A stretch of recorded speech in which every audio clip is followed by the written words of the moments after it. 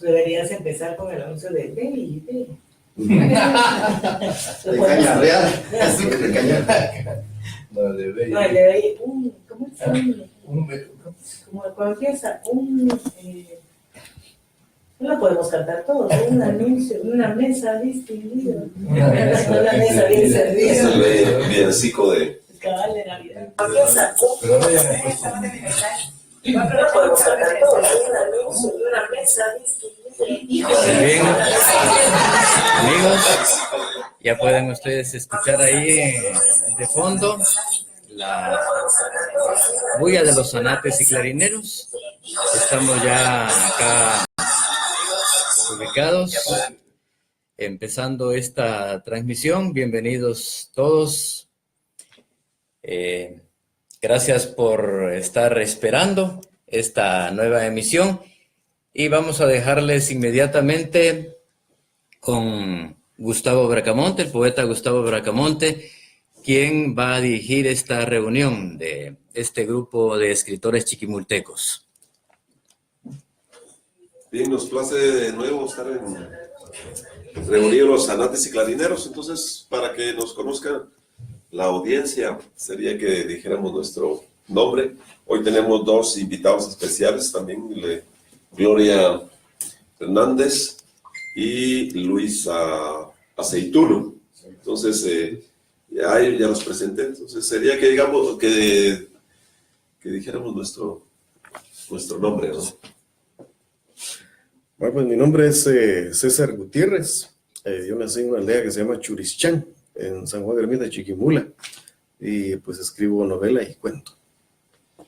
Sí, buen día a todos. Mi nombre es Neftalí Aldana. Soy de Chiquimula, directamente de la Séptima Avenida. Y escribo poesía narrativa y lo que es remembranzas. Soy Carlos Interiano, de una aldea de Esquipulas. Saludos a todos y a todas. Mi nombre es Renaldo Carrera y soy conocido también como Melesio. Nací en la cabecera departamental de Chiquimula, para ser más específico, en el barrio Los Desnudos. Y escribo cuento y estoy haciendo intento ahí con la novela. Mi nombre es Brenda Solís Fon y soy de San Jacinto, Chiquimula. Yo soy Manfredo Castillo, escribo cuento, pertenezco a un taller de literatura de la maestra Gloria Hernández. Gustavo Bracamonte también, del barrio Los Desnudos, de la Séptima Avenida. Mi nombre es José Lobos, soy de Chiquimula Cabecera, del vecindario Minerva. Escribo poesía, básicamente. También soy aficionado a tocar la armónica. Así es que ya nos presentamos los zanates y clarineros. Nos falta nada más la presencia de Claudia Sánchez, que no está entre nosotros. Y también el director de Letras en Directo. Sí, soy Rómulo Mar, nací en la aldea Los Planes, en San Juan Ermita. Escribo poesía y narrativa. Así es, estimados amigos. Vamos a dar inicio a la actividad que tenemos programada hoy. Entonces, como decía, tenemos la presencia de Gloria y Luis, quienes van a compartir algunas ideas con relación a la literatura a nivel general, para que nosotros vayamos. Bueno, ya hemos tenido en varias oportunidades, hemos tenido la presencia de Gloria y hemos tenido también la presencia de Carlos Velázquez, también la de Francisco Méndez y no sé si alguien Edna Portillo. Y Edna Portillo también. Entonces, ahora pues vamos a tener a Luis y a Gloria para conversar. Y es un placer siempre. Nosotros nos reunimos cada mes y esta es la penúltima reunión del año. La próxima será en diciembre, para festejar el fin de año. Así es que entonces les dejamos para que nos conversemos sobre la literatura, que es lo que nos apasiona a los que estamos aquí presentes. Muy bien. Pues para nosotros, para Luis y para mí es un gran gusto estar compartiendo esta mañana este espacio en donde nuevamente las letras, la creación, el arte es motivo de reflexión. Y quisiera partir haciendo una breve introducción acerca de el origen del arte, en donde empieza esa semilla a germinar en nosotros, por qué decidimos el camino del arte y de qué manera especialmente concentrarnos en la manera, la forma en cómo va a surgir esta expresión artística. Es decir, me refiero específicamente a la idea de José Ortega y Gasset, que dice: el hombre es él y sus circunstancias. Es decir, que no podemos escribir a la manera de alguien en Francia o alguien que vive en Nueva York o en Indonesia, ¿verdad? Tenemos que escribir y tenemos que crear y vivir de acuerdo con nuestras circunstancias. Entonces, la vida es el arte y el arte es la vida. Por lo tanto, no podemos intentar otro tipo. Hace poco estábamos conversando con Luis acerca de tener o no imaginación para inventar nuevos mundos. Y la verdad es que muchas veces este tipo de manifestaciones artísticas, si no se tiene suficiente conocimiento de lo que estamos intentando imaginar o crear, entonces muchas veces se genera algo impostado, algo que no convence, que no conmueve. Y entonces, en ese sentido, creo que es muy válido reconocer la obra de tantos creadores, escritores, poetas que nos han conmovido precisamente a partir de la fuerza que tiene lo que escriben, porque viene muy de dentro, es muy entrañable, está hablando de lo que es él y de lo que ha sido su entorno, su vida y su relación con el mundo. Entonces vemos que hay una relación directa, ¿verdad?, de esa interacción que tenemos con el mundo y cómo va a salir, cuál va a ser el producto de lo que creemos. Entonces, en ese sentido, pues vale recordar, por ejemplo, esta poesía de Bukowski, ¿verdad? Con ese vocabulario, con esas ideas, con esa que a muchas personas no les gusta, ¿verdad? Y dicen, mire, lo que pasa es que es aquella abundancia de palabras soeces, aquella vulgaridad, aquella cotidianidad que a veces molesta. Lo mismo sucede, por ejemplo, con la obra de Joyce. James Joyce tiene una gran abundancia, especialmente en el Ulises, de referencias a lo cotidiano, a lo casi a veces hasta a lo vulgar, ¿verdad? A lo de todos los días, a lo que aparentemente no tiene ningún asidero en el arte. Y sin embargo, esto es lo que conmueve, esto es lo que nos llega, lo que nos va a transmitir ese malestar que tenían estos dos autores específicos con el mundo.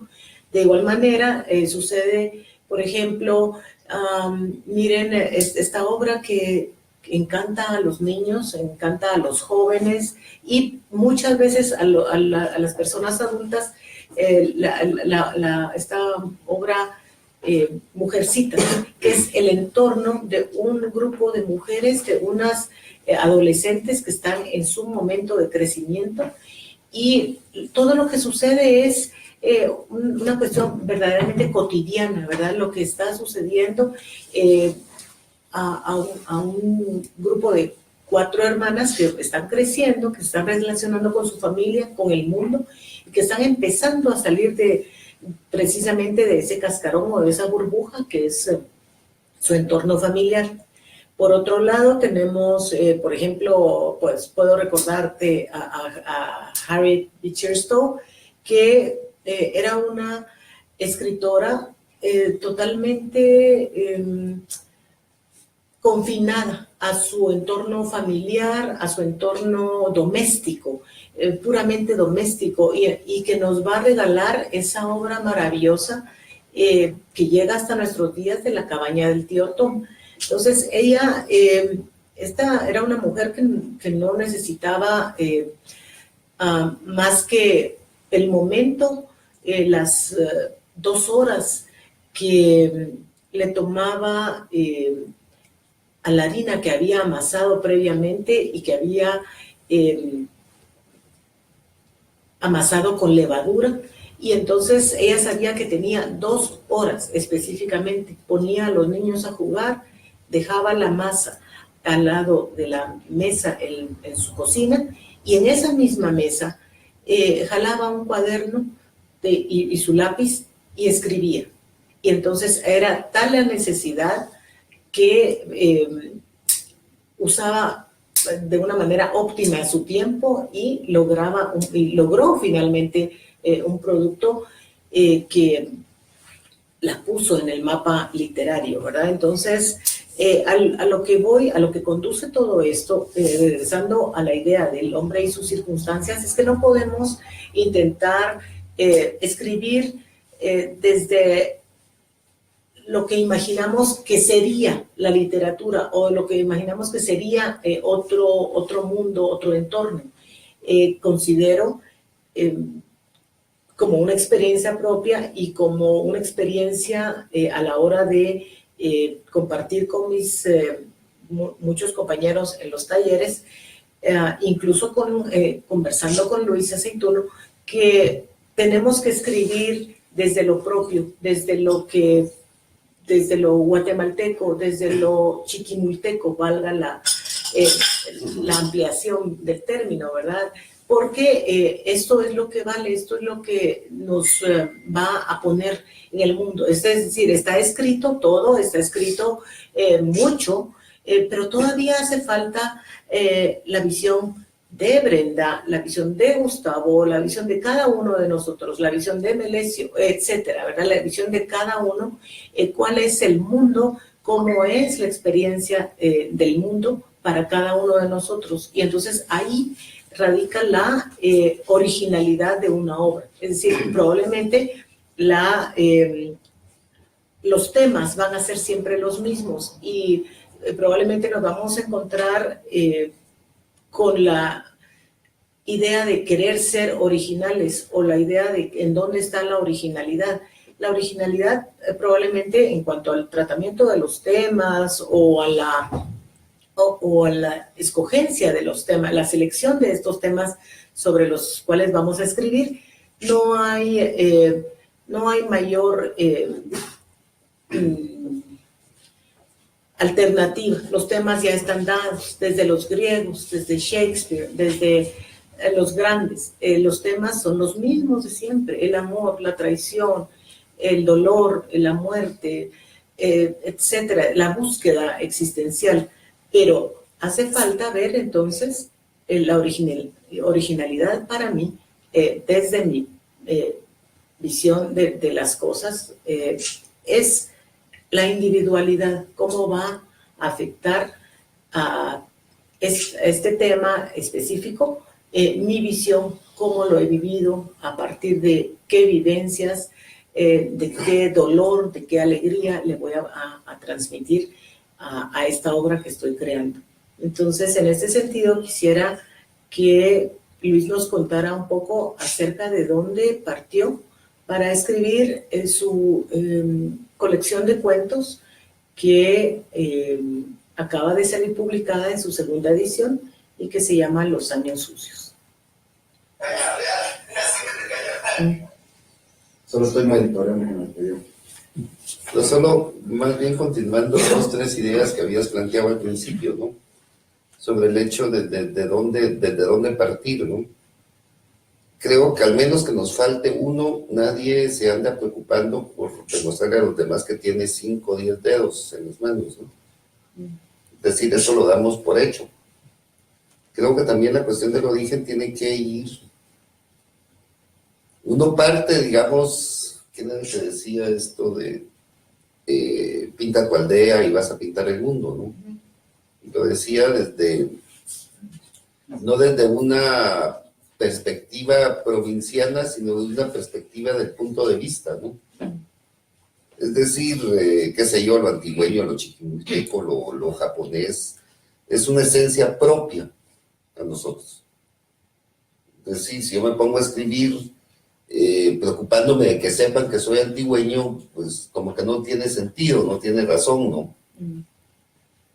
Es decir, es como que si yo me pongo a escribir preocupado de que sepan de que tengo una mano con 5 dedos, ¿no? Es decir, eso está... Es obvio. Es obvio, ¿no?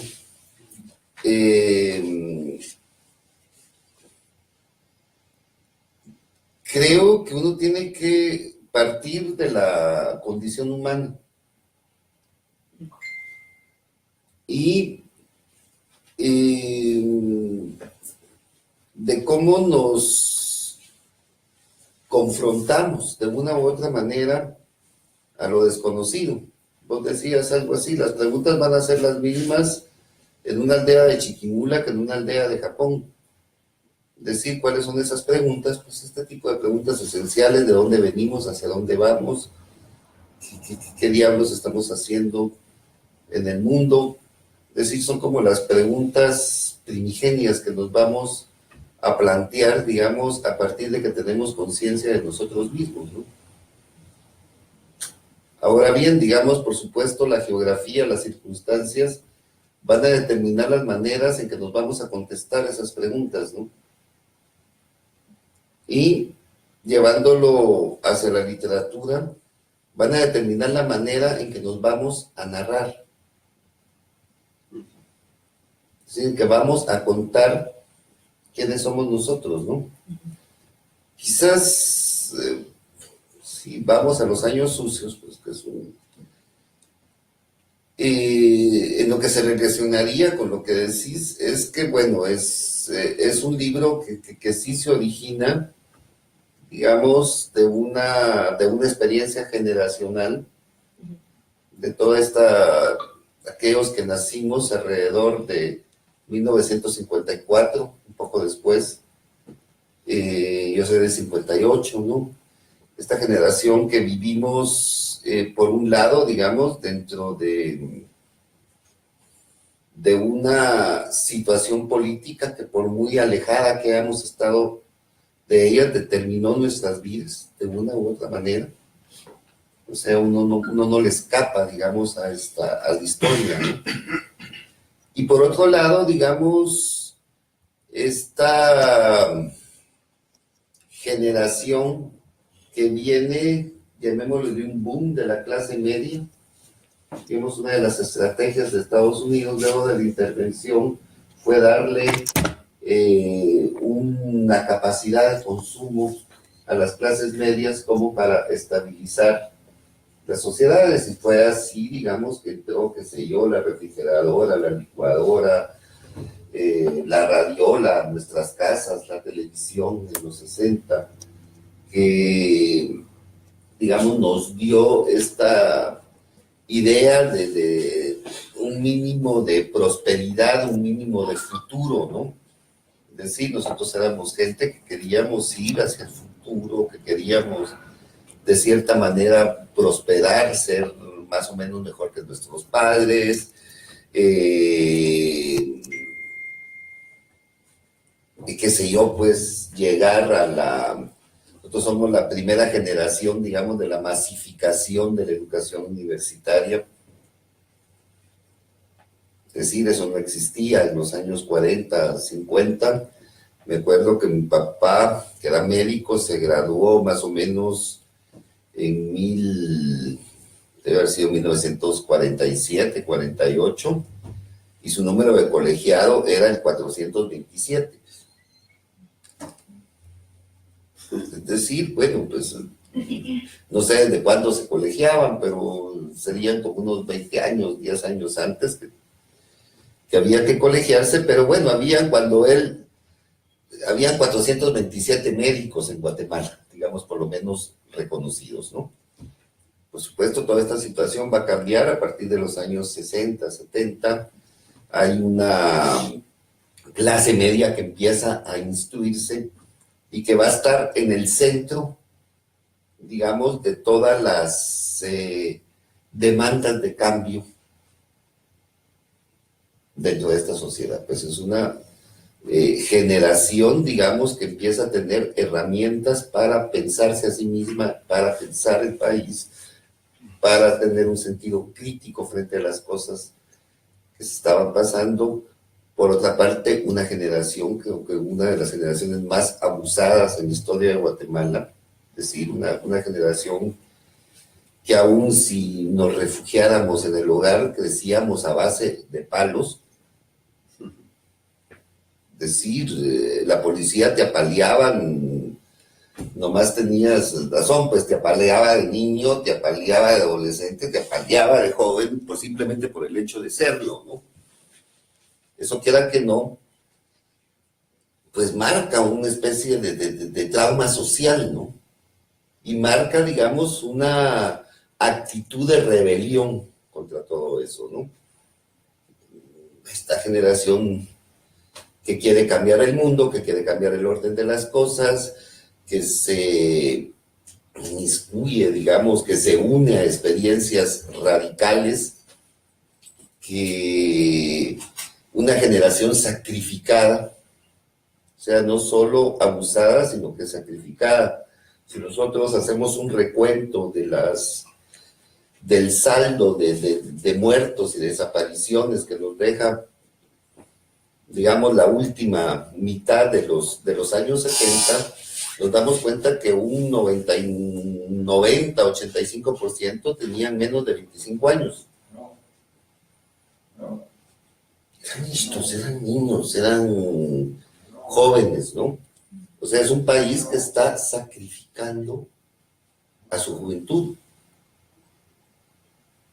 Está sacrificando su futuro, en el sentido, pues, que esta es la gente que debe procrear, que esta es la gente que tiene que... Eso, por supuesto, ha sido determinante en el rumbo que siguieron las cosas después de los años 80, ¿no? Y en cómo se ha ido desarrollando la política nacional. Bueno, ¿a qué viene todo esto? Digamos, yo vengo de esa generación, vengo un poco de todo, porque además, digamos, es una generación que pasa por los años 60, que pasa por una serie de cambios que son determinantes, digamos, aún si no ocurren en la antigua Guatemala, en Chiquimula, quiera que no, ya es una generación un poco menos balcanizada que las anteriores, en que los fenómenos que se pasan en el mundo empiezan a influirla, si no directamente, por lo menos en algo aquí que estamos hablando de las luchas estudiantiles, estamos hablando de la revolución sexual, estamos hablando de todos los movimientos juveniles surgidos a finales de los años 60, estamos hablando del hipismo, estamos hablando de experiencias extremas como la droga, bueno, lo que ustedes me quieran mencionar, ¿no? Eso, aún si no nos influye directamente, rebota.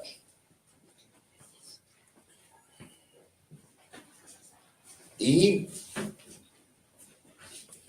digamos, por lo menos en este libro, ¿de dónde es el origen? Posiblemente el origen es de la necesidad de querer contar o de querer contarme y contarnos, ¿no? ¿Quiénes éramos? ¿Cómo mirábamos, cómo reaccionábamos ante las cosas, cómo mirábamos el mundo? Aún si la revolución, digamos, y toda esta liberación sexual de los 60 tampoco nos va a tocar directamente, pues, porque estábamos demasiado determinados por una serie de instituciones y ideas religiosas, patatí, patatá. es algo que va a influir definitivamente en el mundo, que por lo menos cambia las relaciones entre hombres y mujeres, cambia las relaciones entre jóvenes y viejos, cambia las relaciones, digamos, entre distintos grupos de seres humanos, al extremo que cuando nosotros, por ejemplo, salimos de la secundaria, todo lo que nos habían enseñado o todo lo que habíamos aprendido en la familia, en la escuela, no servía absolutamente para nada. Salimos a un mundo que no comprendíamos. Nosotros habíamos estado educados, digamos, para un mundo que ya se había acabado, que no existía, que habían pasado una serie de procesos, aún si no nos habíamos dado cuenta, que habían modificado, digamos, las relaciones entre las personas, los comportamientos, hasta las formas de vestir, lo que ustedes quieran, ¿no? Y era como tener que reaprender cómo relacionarse, cómo funcionar en el mundo, y esto, por muy pintoresco que pueda parecernos, significó un trauma bastante fuerte, ¿no? Decir, todo este reaprendizaje, por ejemplo, de las relaciones entre hombres y mujeres, de las relaciones sentimentales, de las relaciones familiares, pues fue, por lo menos en países como el nuestro, fue traumático, ¿no? O, digamos, significó un esfuerzo, digamos, de parte de todos para entendernos. Yo creo que todavía andamos en eso. Nuestro principal fracaso como sociedad en Guatemala es que, a pesar de todo, a pesar de las guerras, a pesar de los cambios, a pesar de las vivencias, no logramos establecer nuevas relaciones entre nosotros mismos, ¿no? O sea, no logramos establecer nuevas relaciones entre ladinos e indígenas, entre hombres y mujeres, entre distintos sectores sociales. Aún si tuvimos en algún momento idea de que, digamos, con los acuerdos de paz o con todo lo que siguió después, que esto podría conciliarse, ¿no? A mí abro, digamos, el Facebook o el Twitter, los últimos días a mí me asusta. Es decir, me asusta tremendamente, me asusta esa polarización, me asusta ese odio, me asusta esa visión, digamos, casi acrítica y paleolítica, digamos, que se maneja, y de repente me asusta que mucha de la gente que está manejando este tipo de ideas absolutamente antisociales y nefastas tiene menos de 25 años, ¿no?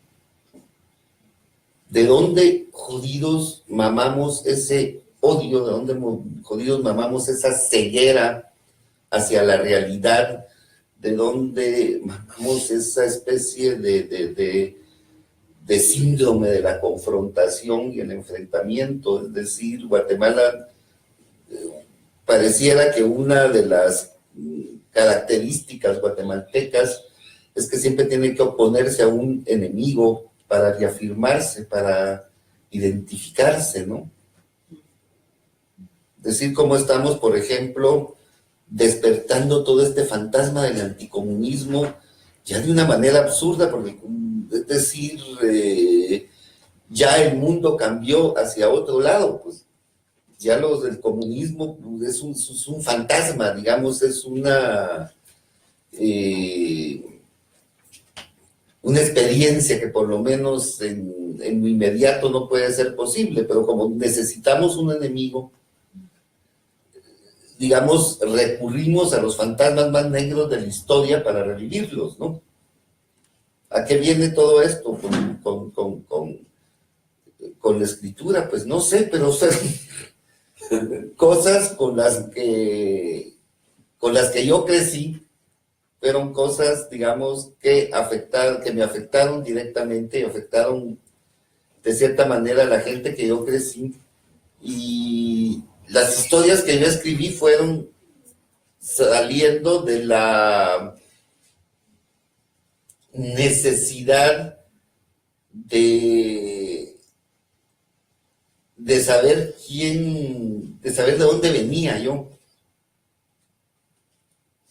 Y luego, digamos, la escritura me viene de una especie de aventura intelectual que yo emprendí más o menos como a los 13, 14 años, en un primer momento muy ligada a la música, luego al teatro, a partir del teatro, digamos, a la escritura y qué sé yo, pues, o sea, a una especie de resistencia cultural, de resistencia letrada ante un orden de las cosas que para mí no estaba, que me oprimía. Digamos, yo debo de ser un ingenuo, pero creo que o nos salvamos por la palabra, o nos salvamos por la cultura, o no sé qué nos va a salvar. Es decir, hemos intentado, qué sé yo, 5 siglos de salvarnos por las balas, y si eso hubiera dado algún resultado, yo diría, bueno, pues sí, fue bárbaro, fue lo que querrás, pero miren el resultado que está dando, ¿no? Pero creo que ya lo hemos comprendido, que eso no nos... estamos peor, digamos, de cómo comenzamos. Entonces, ¿qué otra...? Podríamos salvarnos por la política, pero miramos a nuestro alrededor y lo que miramos es el absoluto derrumbe, ¿no? Creo que de alguna manera tendríamos que probar por el humanismo, tendríamos que probar por la acción cultural que nos pudiera servir, digamos, a encontrar una forma de comprendernos, ¿no? Digamos, como parte de esta especie de aventura intelectual, de repente terminas escribiendo, ¿no? Algún poeta, que creo que es una raíz común entre Gustavo y yo, aunque ustedes no lo crean, compartimos algunos momentos así de la adolescencia, de la prehistoria. Yo conozco a Gustavo aproximadamente como desde 1974, 75, que nos encontramos. ¡Wow! Y hay un poeta que creo que es una raíz común entre los dos, que es Ernesto Cardenal, que para los intereses que teníamos entonces de cierta manera nos dio otra idea de lo que podía ser la poesía, ¿no? Una poesía pues muy cotidiana, una poesía que narrara, digamos, nuestro entorno sin necesariamente, digamos, caer en un provincianismo y siendo una poesía absolutamente moderna y siendo una poesía que a la vez, digamos, en el caso de Cardenal, absolutamente nicaragüense, absolutamente propia, ¿no? Centroamericana, pero además una poesía muy universal, muy metida, digamos, dentro de las búsquedas poéticas del momento. Para mí, digamos, una acción poética tan importante como, por ejemplo, Nicanor Parra en Chile, que también es un poeta absolutamente chileno, digamos, más chileno que Nicanor Parra, creo que ni de duda, ¿no? Sin embargo, con esa capacidad de partir de lo totalmente propio hacia el exterior, pues a tener una voz universal desde lo propio, digamos, tanto a Cardenal como a Nicanor Parra lo pueden entender en Japón sin ningún tipo de problemas, pues, y la gente puede identificarse, digamos, con algunas cosas de lo que él está hablando, ¿no? Yo me recuerdo que debo ser como uno de los únicos aquí que conozco un primer y un segundo poemario de Gustavo, también hechos en la prehistoria. Yo también los conozco. A mi miedo. Y a mí me llamó mucho la atención en ese momento que yo no tenía mayor relación con la literatura ni con la escritura. Me llamó mucho la atención, digamos, cómo Gustavo iba incorporando ciertas imágenes a lo social que se relacionaban mucho con esta poesía que nos había, digamos, enseñado Cardenal, ¿no? Luego yo empecé a escribir casi por accidente. Alguna vez yo estaba en un grupo de teatro, no teníamos una pieza para montar y lo que teníamos a la mano era muy complicado en su montaje, pues teníamos que tener algo que se adaptara más a nuestras condiciones, que eran verdaderamente de teatro pobre, ¿no? Y entonces, como no había nada, de repente dije, bueno, entonces, ¿por qué no escribimos algo? Y empecé a garabatear ciertas cosas. Y al final, según la gente que estaba conmigo, no me había salido tan mal. Y me agarraron así como el dramaturgo oficial del grupo.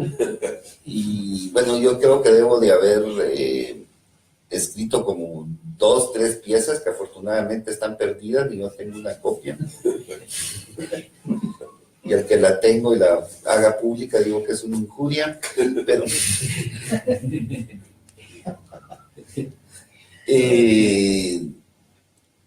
a partir de ahí, digamos, como que escribir se me hizo una forma de expresión natural a mí mismo, un poco siguiendo aquella declaración de Cortázar. Yo escribí Rayuela porque no podía bailarla, ni podía tocarla, ni podía cantarla, entonces no me quedaba nada más allá que escribirla.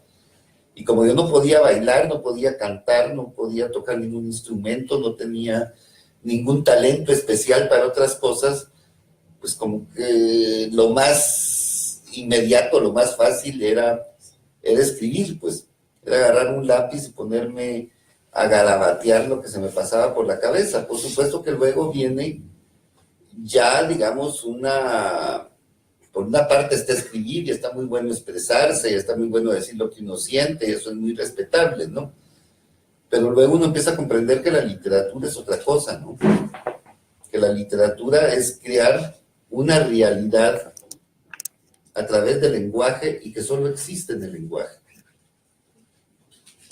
Es decir, por muy ligado que puede estar esto a una realidad, la realidad literaria únicamente existe en el lenguaje y ese lenguaje tiene que tener la capacidad de crear ese mundo alterno, ¿no?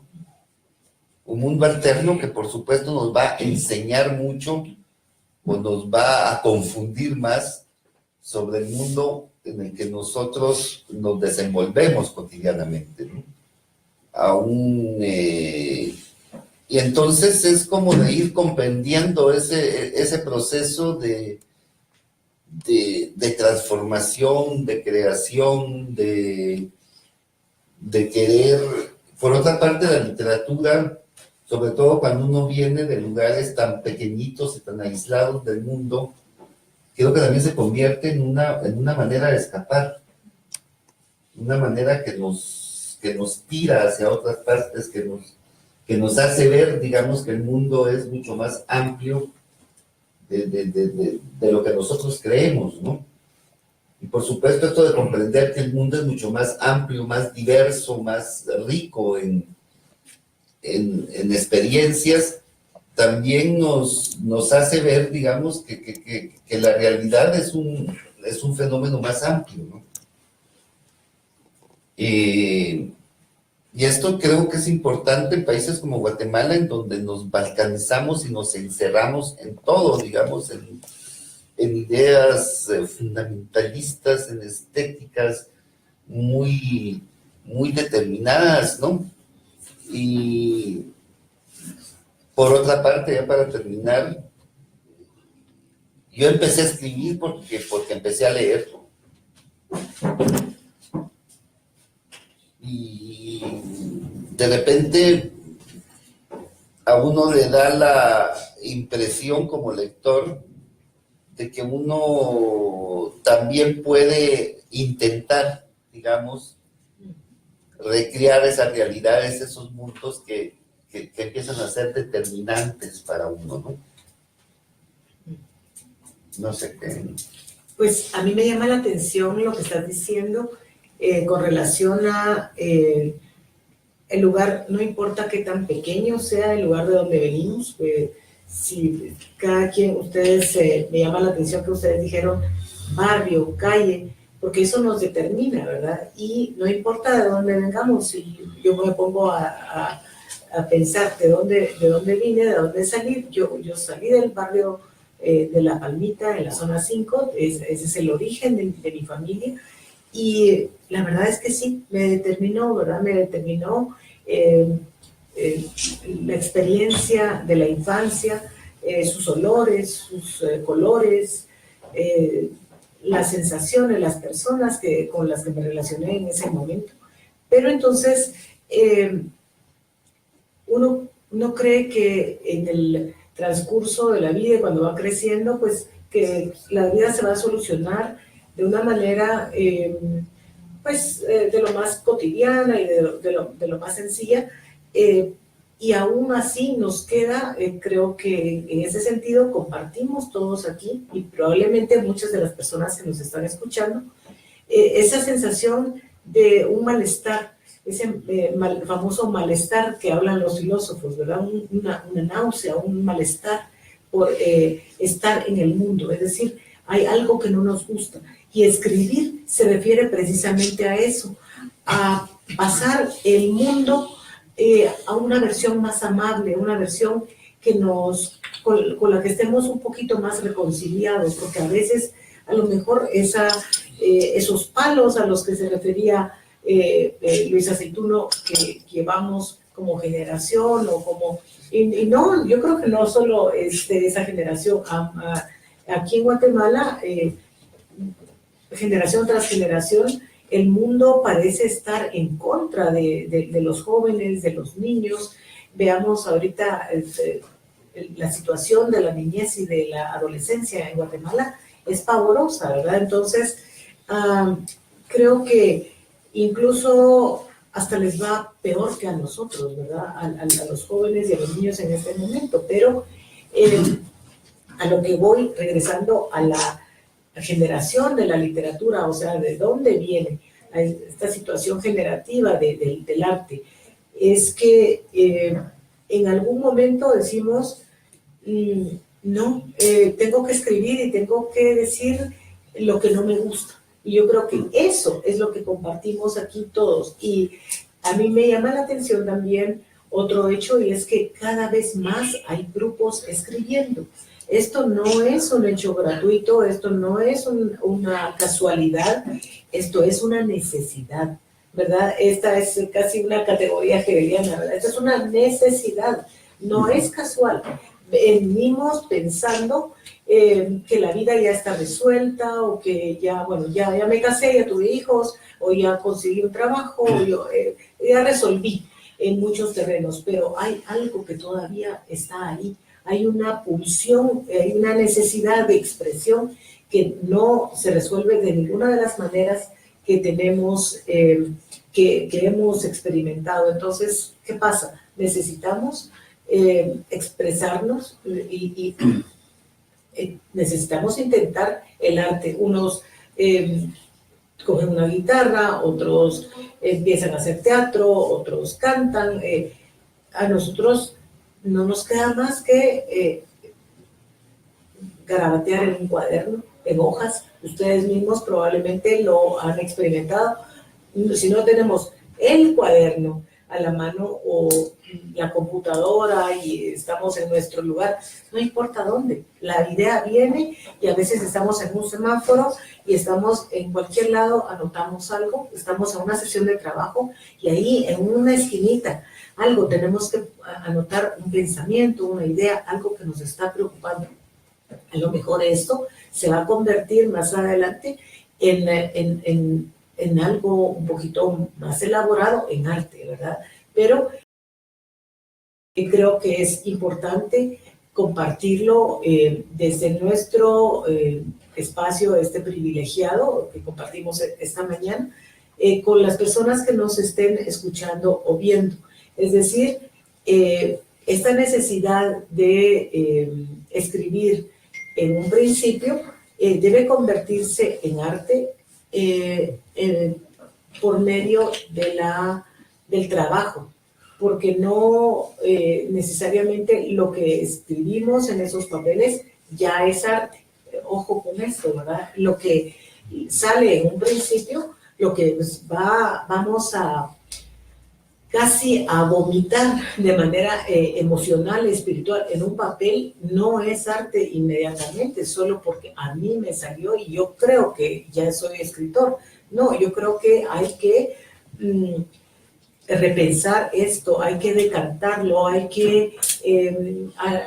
los filósofos hablan de los filósofos que estudian el arte y que se dedican a esta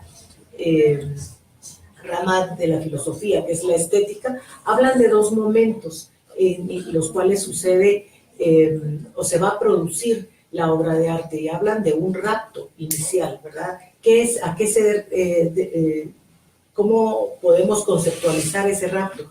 Pues esa aprehensión del mundo, a esta primera motivación que tenemos para escribir sobre algo, y entonces nos la quedamos y la soñamos y la pensamos y la masticamos y la digerimos y le estamos dando 1000 vueltas, aunque incluso no estemos plenamente conscientes de ello. Le estamos dando vueltas y vueltas hasta que de repente en algún momento sale el verso, sale el poema, sale el cuento, empieza a generarse, y entonces ahí ya no paramos. Entonces ahí se da el segundo momento del que hablan los filósofos, y es de la erupción, ¿verdad? Entonces aquí empieza a salir. Entonces son dos momentos, el rapto y la erupción.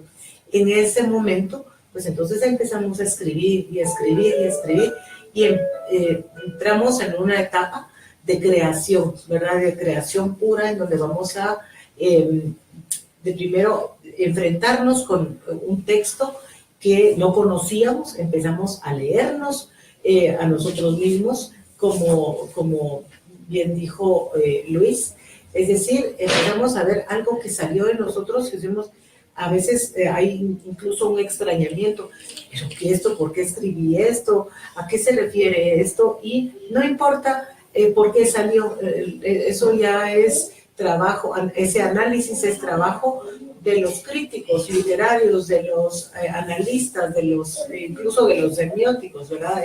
Imagínense ahora que analizamos la obra de Asturias a propósito de la celebración que tenemos de nuestro Asturias en este momento. Muchas personas empiezan a analizar detalles como por qué se repiten ciertos temas o temas, como les llaman los semióticos, por qué empieza él a usar tanto la idea de montaña o la idea de agua y estos elementos pues ya van saliendo casi a pesar de nosotros. No nos estamos dando plena cuenta de por qué estamos usando un tema o el otro, o por qué estamos usando determinadas palabras, pero esto ya es ajeno a nosotros. La necesidad es de expresarnos y luego de pulir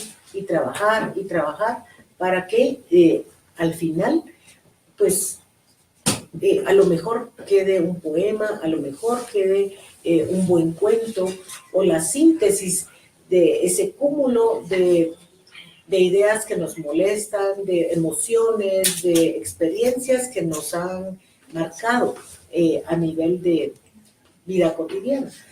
A mí me parece un espacio propicio el de esta mañana para preguntarnos, hacernos esa pregunta: ¿por qué estamos aquí reunidos en torno a la escritura y no a un partido de fútbol, ¿verdad? Que es es un domingo por la mañana. ¿Por qué no estamos en una piscina tomándonos una cerveza? ¿Por qué no creo que optimista desde un punto de vista como sociedad, que haya cada vez más grupos que están preocupados por la expresión, por el arte, por la poesía, y no necesariamente por la poesía como se escribió hace 100 años o hace 50, sino qué es lo que podemos aportar nosotros, cómo podemos pulir, mejorar nuestra expresión artística en general, pues, literaria, poética, ¿verdad? Narrativa, como dijeron algunos de ustedes, ¿verdad? Y en este sentido quisiera preguntarle a alguno de ustedes, no sé, a lo mejor Gustavo o Manfredo, no sé, ¿qué en general, qué idea tienen ustedes? ¿Cuál fue la idea específica a la hora de fundar este grupo? Porque ya es un grupo que genera una revista, que tiene una propuesta literaria y que nos plantea la posibilidad de generar otros grupos, que nos inspira a formar otros grupos parecidos a este. Bueno, estamos en Letras en Directo, Zanantes y Clarineros. Conversamos en una oportunidad con Carlos sobre la posibilidad de que nos reuniéramos y reunir, digamos, al grupo. Y luego con Manfredo también, hablamos con Brenda, con Mecho y el resto de compañeros, que los de San Juan Ermita pues también estaban escribiendo, y dijimos, yo pienso que es importante, con Chepito también, que subimos después, Claudia, ahora estamos completos ya los que hemos venido trabajando, y pues ese interés de compartir lo que escribimos, de ir mejorando lo que escribimos, porque de eso se trata, pienso. Consideramos y también reflexionar sobre la práctica, lo que hacemos. Nos escriben narrativa, cuento, poesía. Entonces, como que los escritores de Chiquimula, pues, las escritoras, tenemos la necesidad de ir mejorando lo que escribimos y trascender de alguna manera, porque además de escribir lo que vivimos y lo que sentimos, ¿no? Pero pues es algunas cosas. Por esa razón también se publica en Zanantes y Clarineros la revista, para dar a conocer el quehacer nuestro y que otros también nos lean y hagan sus críticas, ¿no? Porque cuando nos critican es que nosotros vamos creciendo. Que ese es un... Ahora solo cuando dicen eso está bueno, entonces lo que nos están haciendo es un mal, ¿no? Así es. No sé si alguien de los compañeros también quiere opinar con relación a eso, pero... Pues en realidad nos ha dado un poco el cordón umbilical que mantenemos con Chiquimula.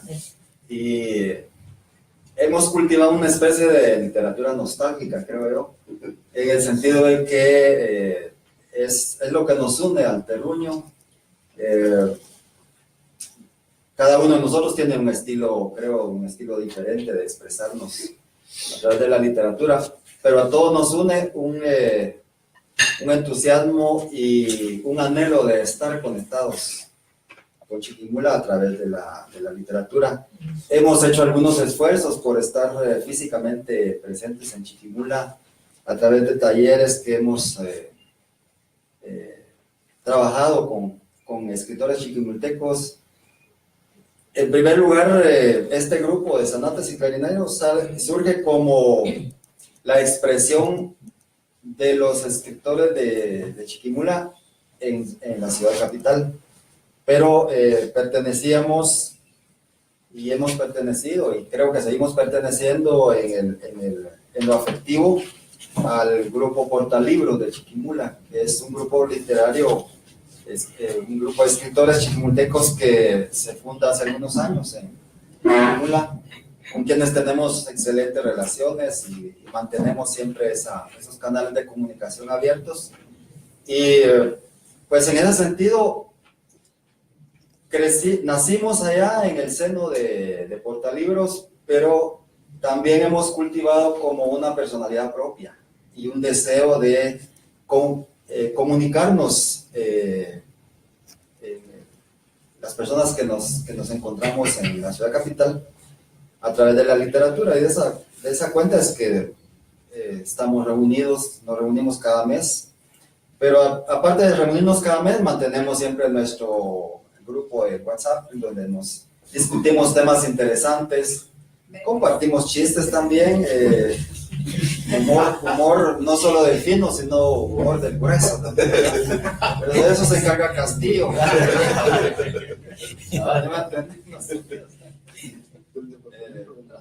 Es el del departamento de WhatsApp, sí, el WhatsApp. Pero, y bueno, y la revista que ya usted mencionaba, que ha sido un esfuerzo colectivo por expresarnos. Cada uno publica ahí las cosas que cree publicables. Tenemos la intención de seguir avanzando. El esfuerzo que hace Rómulo, por ejemplo, de crear Rómulo ha hecho dos grandes esfuerzos a mi manera de ver las cosas. Uno es este esfuerzo, y el otro esfuerzo es llevar a la virtualidad el grupo de Zanates y Clarineros. También existe ese vínculo, ese link que se puede consultar en cualquier momento, donde hay publicaciones de este colectivo, pero también hay publicaciones de literatos chiquimultecos ya de renombre, de mucha historia.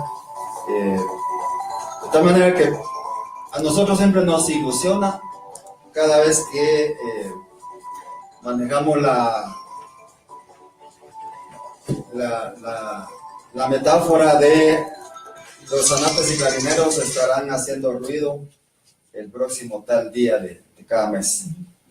Nos ilusiona mucho eso, nos bañamos, nos peinamos, nos cambiamos ropa y nos venimos a nuestras reuniones. Han sido reuniones, como usted muy bien sabe, han sido reuniones itinerantes, porque los Zanates y Clarineros somos así, ¿verdad? Somos itinerantes. Una vez nos arropamos en una rama de árbol de una ceiba, otra vez nos arropamos en un chiribisco, pero siempre estamos unidos, congregados. Bencho, ¿tenía alguna cuestión Sí, comentario? gracias, estamos. Bienvenidos, compañeros. Qué interesante es podernos identificar en en muchos momentos, a través de la literatura. Y a mí también me trae a colación los orígenes. O sea, de dónde vengo, dónde estoy, para dónde voy. Y algo que siempre ando llevando en el ombligo, donde sea, la tierra, Chiquimula. Y Hasta en las orejas. hasta en las orejas. Y viene a colación algo que decía mi gran paisano, es un gran ícono de la cultura allá en Oriente, y el lencho. Todos queremos mucho lencho y siempre está presente a través del Lencho patas planas. Y Lencho decía que ahí en Chiquimula la cultura es peste. Y tenía toda la razón, porque a mí en algún momento se me pegó la cultura para comenzar, barrios desnudos, como hablábamos, ¿verdad? Para ir ampliando más el campo de acción. Y muestra de esto es que recientemente se editó un libro un poco voluminoso también, no tan grueso como el Quijote ni como la Biblia, pero sí bastante voluminoso, y es un Parnaso chiquimulteco, donde participamos muchos de los que estamos aquí, si no es que todos. Y es la recopilación que se haría con el esfuerzo de muchos paisanos también, sobre el trabajo o la muestra del trabajo de 100 poetas chiquimultecos. Cuando a mí me dice, cuando yo cuento esto, me digo, pues está loco, anda contando. Pero es cierto, y ahí está el libro, unos ya fallecidos, otros vivos, otros medio mío, pero ahí están, ahí están. Entonces ha sido parte de nuestra vida, ¿va? ¿En qué momento caímos ahí? En algún momento, ¿va? Uno desde Huiro ya escribían, ya declamaban y toda la cosa, y otros que entramos de repente en algún momento determinado, ¿va? Cuando la angustia o la necesidad nos hizo hacer algo. Yo entré a este campo por la puerta que me abrió la huelga de Dolores, haciendo libretos, como decía aquel compañero. Ya. Después escribiendo algún libreto ya por mi cuenta. Después haciendo música, porque tenía la necesidad de expresión, ¿no? Una oportunidad Felipe Valenzuela me preguntó, mi hermano, yo sé que vos hacer música, pero ¿qué instrumento tocar? Ninguno, pero sé silbar. Y eso me basta, pues, porque es el instrumento más primario que tenemos, ¿no? Igual la imaginación. Así que por esa puerta, Si vas en solfa. en solfa, si vas en mí, entonces fue por esta puerta que entré, empecé a desarrollar o a continuar con el desarrollo de la imaginación, porque esa es parte de nuestro ser, ¿va? Antes no habían asaltantes, en cambio ahora por todos lados lo asaltan a uno. Hay competencia. Allá en Chiquimula a mí lo único que me asaltaban eran las dudas, fíjense, esas dudas de quién soy, como decían por ahí, ¿verdad? ¿Dónde estoy? ¿Para dónde voy? ¿Y qué estoy haciendo aquí? ¿Verdad? Y una de esas decía que no estoy haciendo nada, no sabía qué hacer.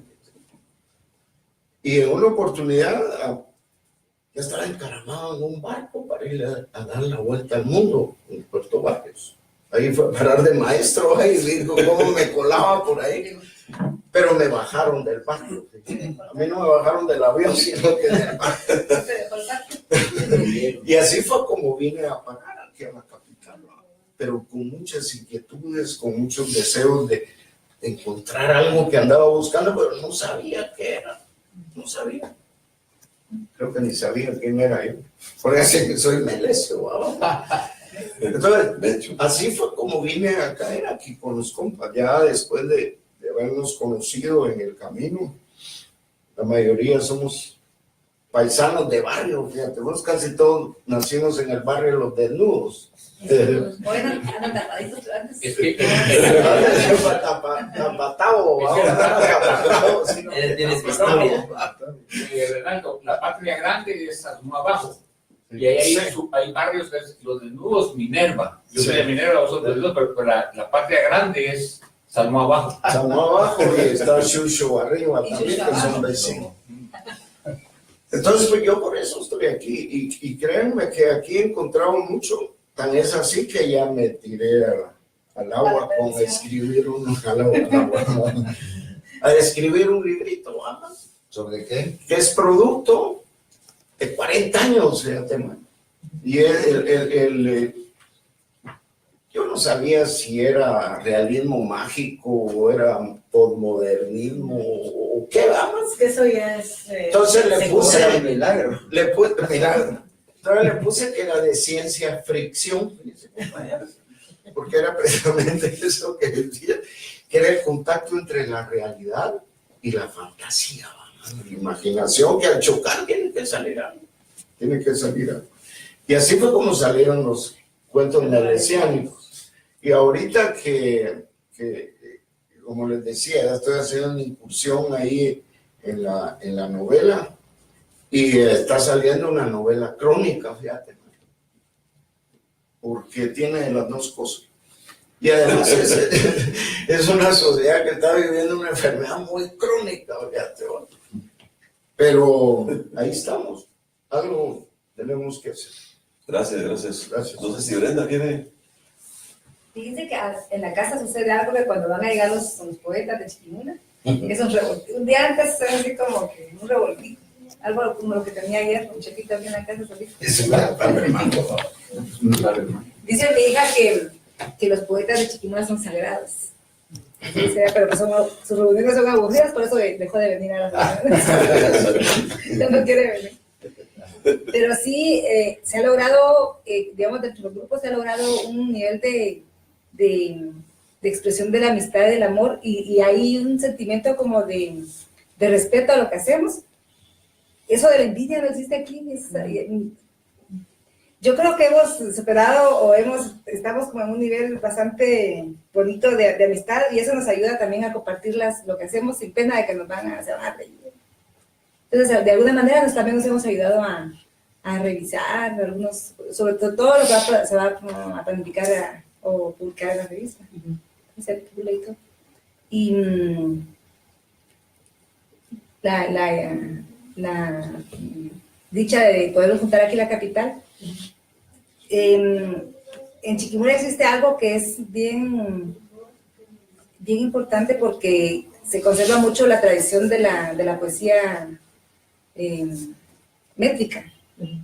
La poesía libre en la que muchos nos manejamos no es muy reconocida todavía. Entonces yo creo que también es como una reivindicación o una apertura de punta de lanza del grupo de San Francisco de Linares, una punta de lanza en el sentido de ir abriendo también y decir, miren, también se puede de otra manera. También se puede cambiar decir lo mismo, pero también de otra manera, con otro estilo, ¿verdad? Porque a veces nos ataba mucho, a mí me ataba mucho la métrica. Cuando empecé a escribir, y a veces pasaba días y días y no podía terminar porque no encontraba la palabra, cuando no había Google, ¿verdad? Entonces, era bien difícil encontrar esa palabra y terminábamos haciendo a veces poemas bastante cerrados, ¿verdad? Entonces, yo sí cuando me vine para la capital a estudiar en la universidad, sí me liberé en el sentido de encontrar la poesía libre. Sentí como la liberación de lo que traía de allá hacia lo que sí. Creo que lo que estás mencionando tiene una importancia capital. Es decir, uno de los fenómenos que se ha dado a nivel de expresión y creación literaria, específicamente poética, es que muchas veces nos hemos quedado con esa idea de la poesía. La falta de lecturas, la falta de contacto con el exterior y con otro tipo de creaciones nos ha aislado del mundo, y pensamos que la poesía es la de Amado Nervo y es la de Rubén Darío, y por supuesto que es preciosa, y Gutiérrez Nájera y todo lo que quieran, pero en un momento dado esa poesía tuvo su tiempo, respondió a una necesidad de expresión estética, pero llega el momento en que esto se va dejando atrás y se va abriendo paso otro tipo de poesía que ya no llega, de seguro por las políticas de Estado, de compartir los libros o la falta de actualización de los maestros, porque los maestros ya no son como eran, ¿verdad? Ya no tienen las lecturas que entonces nos quedamos rimando, muchas veces he tenido el privilegio de ser miembro de jurados de poesía, y me sorprendo que de Huehuetenango, en general de la provincia, incluso vienen de lugares que tal vez están un poquito más cerca de la capital, como de la Antigua, de Escuintla, pero siempre provincia, y siempre vienen poemas, o sea, vienen sonetos perfectos, probablemente no perfectos en el sentido de su calidad estética, pero referidos al conteo silábico, a la rima, a los ritmos. Es decir, alguien estuvo trabajando muchísimo, pero si tienen esa habilidad y si tienen esta vocación de dedicarse a la poesía así, yo creo que con un poquito de lecturas, y yo creo que en ese sentido es su grupo, aunque no lo quieran, uno va adquiriendo responsabilidades de por sí, es decir, esta oportunidad que tienen ustedes de compartir con las personas que nos están viendo esta mañana y con otras, ¿verdad?, en Chiquimula. Es decir, estar llevando nuevas lecturas, bueno, decir, miren, hay el verso libre existe, ya vamos a cumplir casi un siglo de verso libre, entonces intentémoslo también, veamos de qué otras maneras. Claro que hay a veces poetas que hacen un intento de soneto, o está bien, por supuesto, hay una libertad total en cuanto a la expresión poética y literaria, pero eso no quiere decir que no intentemos otro tipo de expresiones que se han dado a lo largo del siglo XX, porque muchas veces a los concursos llegan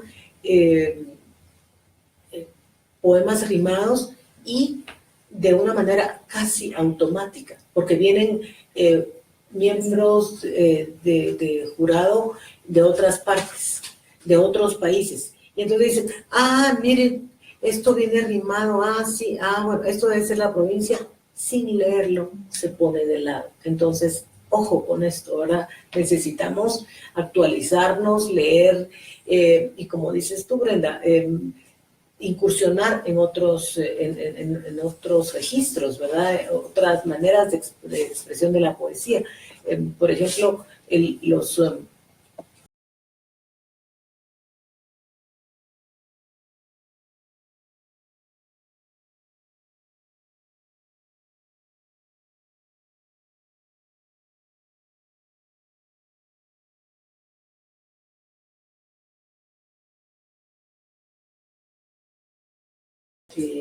compartimos esta inquietud por la lectura, estar leyendo nuevas cosas, descubriendo nuevas maneras de decir, porque eso nos va a ir enriqueciendo. Algunas personas piensan que no leen para no contaminarse de lo demás, es nada más negativo no leer, ¿verdad? Leemos y escribimos, es como un movimiento constante del artista, ¿verdad?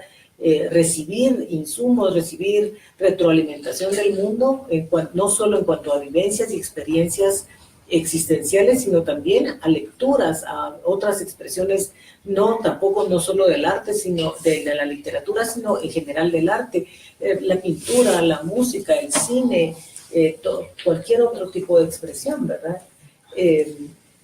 Por eso me llama la atención lo que tú dices, que está, y ¿tú crees que sí lograste un cambio en tu escritura a partir de eso? Definitivamente. O sea, cuando vine hace más de la mitad de mi vida casi, yo empecé a escribir como escribía esporádicamente en el básico, ¿no?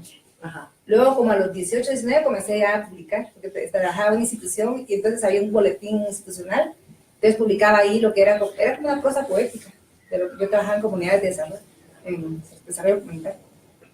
Y luego ya me vine pero también siempre la rima ahí, es que a mí me ataba, me manía, me costaba, yo sufría mucho para conocer poesía.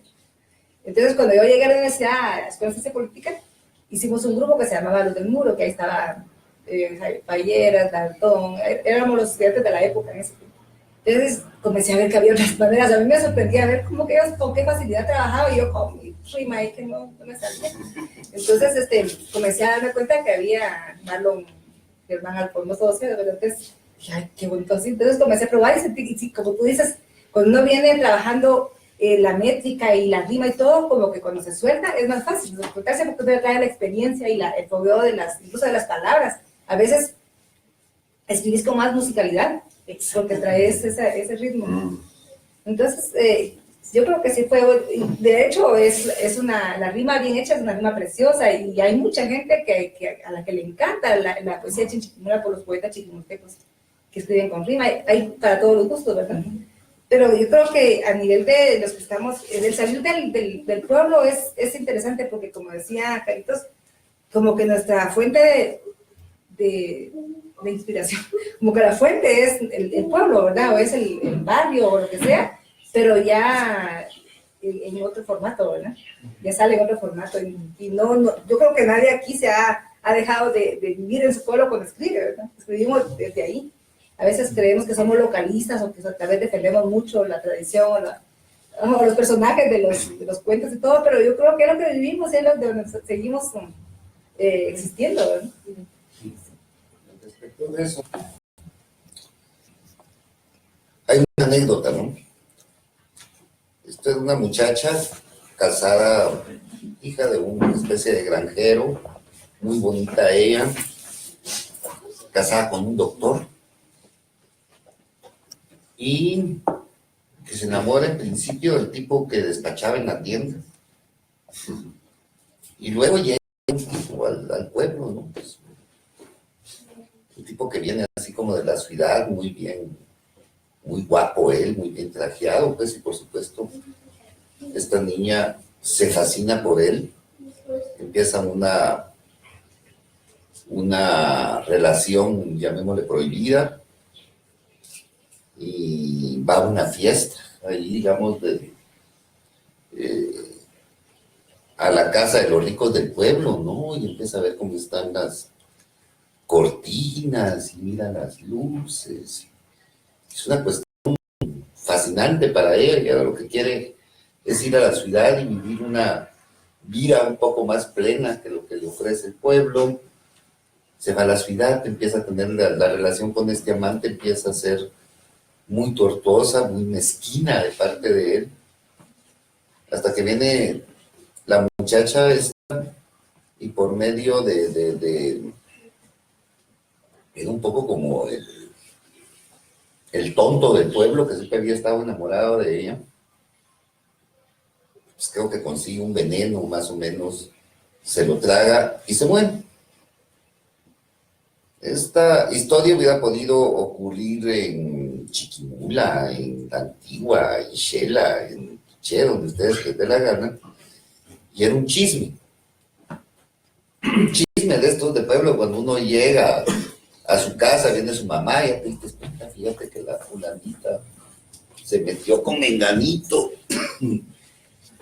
y esto y lo otro, y a saber ni qué le pasó, a saber ni en qué deudas andaba, porque esta muchacha tenía muchas deudas, que al final terminó matándose. Un chisme, absolutamente común y corriente, sin ningún tipo de posibilidad poética, digamos. Y ese chisme es la anécdota de lo que podemos considerar la primera novela moderna escrita, que es Madame Bovary de Gustave Flaubert. Cuando a Gustave Flaubert le contaron ese chisme, él venía de regreso a Rennes, que era su pueblo, que es, pónganle así como la Chiquimula de Francia en relación con París. Un tipo que venía un poco de todo, que había vivido, digamos, en sus 20 años toda esta bohemia parisina, un poco radical, que luego se le dio por ir a conocer el mundo, que se fue a Egipto, que se fue a conocer lugares exóticos, y que regresa ahí por los 40 y tantos años, muy jodido, con esa sensación de fracaso, con esa sensación de que echaste a perder tu vida, de que no hiciste nada, mientras, qué sé yo, tus amigos están casados, tienen una familia, no tienen problemas para pagar las facturas, tienen niños preciosos, todo lo que ustedes quieran, pues ya están. De que este cuate regresaba de todo y estaba igual, y jodido, y no tiene más que ir a refugiarse en la casa de la mamá, allá a Rennes, un pueblo que él detestaba, además, porque le daba esa sensación de encierro, pero en el que va a pasar el resto de su vida, más encerrado aún porque se encierra en su cuarto. Y de estas, qué sé yo, estas cenas, decía, la mamá le contó esto y al tipo se le queda la historia en la cabeza, ¿no? Para poder contar ese chisme, Flaubert necesitó 10 años. Y no cualquier 10 años, ¿no? Fueron 10 años casi trabajando diariamente, 8 horas al día, con una obsesión absoluta por la literatura. Si él lograba terminar ese libro, toda esa vida absolutamente disipada, todo ese vagabundeo por todos lados, todo ese fracaso, cobraba un sentido. Así lo reivindicaba a él.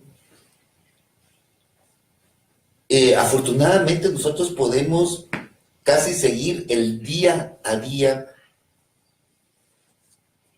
de la creación de Madame Bovary, cómo pasaba Flaubert sus días escribiendo esta novela y todas sus obsesiones y todas sus neurosis.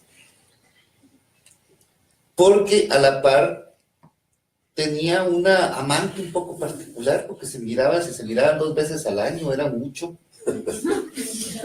Una mujer... Puede ser una relación óptima. Una mujer verdaderamente extraordinaria, muy respetada en su momento.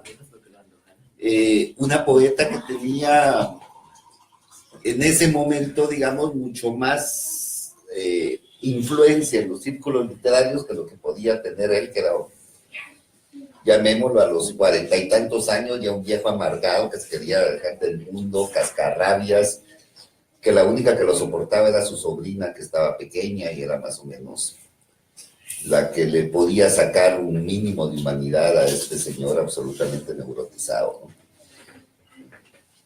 Y cuando él se encuentra escribiendo Madame Bovary, le escribe una carta al día a esta amante. Su relación es absolutamente epistolar, casi de email, ¿no? Los nuevos inventores del email. Así son ahora. Y porque además hasta el sexo no era cibernético, pero era un sexo epistolar, de decirse cosas por las cartas, pero bueno, un poco fallidas porque se miraban 1 o 2 noches al año, creo que era demasiado, ¿no? Y además era una mujer muy inteligente.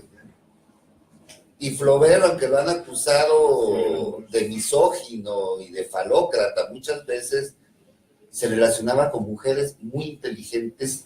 Una de ellas, Louise Colette, que era la amante, y la otra, George Sand, que todos sabemos quién era. George Sand, pues una de las primeras feministas aguerridas, o una de las feministas más importantes del siglo XIX, ¿no? Que tuvieron una correspondencia muy fluida con él, pero la de Louise Colette es interesante porque le va contando cómo va construyendo su novela. Y a veces le cuentan que después de 8 horas de trabajo, el tipo únicamente pudo lograr 4 oraciones. Entonces, él escribía una oración y para que esa oración la incluyera en el relato, el tipo, que era absolutamente neurotizado, empezaba a dar vueltas hacia en el cuarto y a repetirse la oración. Y hasta que esa oración no le sonaba al oído perfecta, no la incluía. Por supuesto que nosotros nos metemos en ese proceso de trabajo, en este momento terminamos muertos, pues, porque también puede ser un proceso que te tome la energía, Bueno, Madame Bovary es el gran monumento de la novela contemporánea. Yo creo que si Gustavo Flaubert no hubiera escrito Madame Bovary, Joyce no hubiera podido escribir el Ulises, ¿no? O sea, Flaubert nos regala, ustedes no saben cómo, una gran libertad para escribir novelas, ¿no? Y una de las principales es la anécdota. Hasta antes de Flaubert, las novelas relataban hechos heroicos, hechos que socialmente tenían una relevancia, hechos que eran dignos de ser contados, hechos extraordinarios, hechos que te movían el mundo, te cambiaban la vida y eso. Y a Flaubert lo que le interesa es una historia sin ninguna trascendencia, un chisme. Si yo, como les conté al principio, ¿de qué se trata? Madame Bovary, ustedes no van a salir de aquí corriendo a buscar el libro, sino que más bien se asemeja a una telenovela.